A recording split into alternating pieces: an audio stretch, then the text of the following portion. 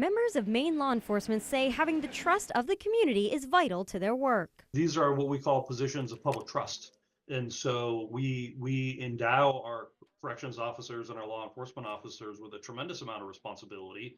And when we put them out in our communities to do work, we need to know that there is a level of trust between the folks doing that work and the communities that they serve. To ensure that trust is protected, the Maine Criminal Justice Academy voted on Monday to make some changes to the Code of Conduct.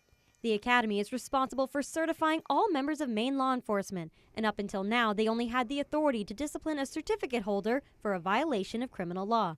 The new rules will allow them, if necessary, to discipline officers for incidents that relate to harassment and other non-criminal acts of that nature. Frankly, I think most residents of the state of Maine, and frankly, even most law enforcement and corrections officers in the state of Maine would believe that it would fall under our purview for disciplinary action if necessary, but it just wasn't able to be captured because this administrative rulemaking process hadn't been done. However, that sentiment is not shared by members of Maine police unions.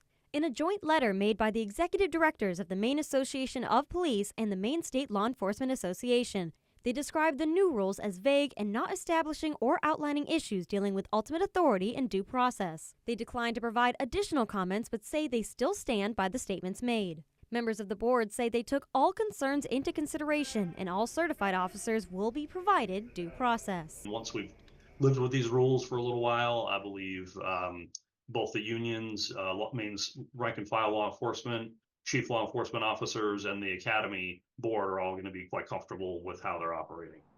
The rules will now be reviewed by the Attorney General's office before being filed by the Department of the Secretary of State.